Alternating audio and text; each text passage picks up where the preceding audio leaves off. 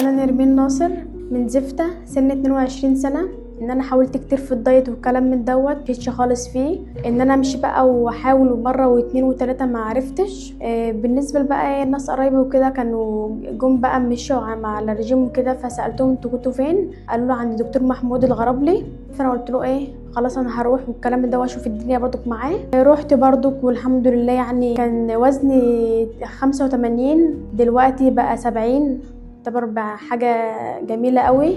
بقى يشجعني، انا مثلا ما كنتش بمشي او الكلام ده وبمل بقى وكده، لا كان يشجعني يقول لي لا كملي ومش عارفه ايه. ومشيت مع جلسات فالدنيا بقت تمام معايا الحمد لله. وبرده كانت الدنيا ماشيه معاه لان كلامه بصراحه طمني قوي قوي. كمان برتاح له كنفسيا، برتاح له كلامه برده طمني كتير. تبعاني بقى من جسمي بقى بيضايقني، بدخل اي محل ما كنتش بلاقي اي حاجه، بدوخ عبال مثلا لبس الاقيه احط في نفسيتي وكده.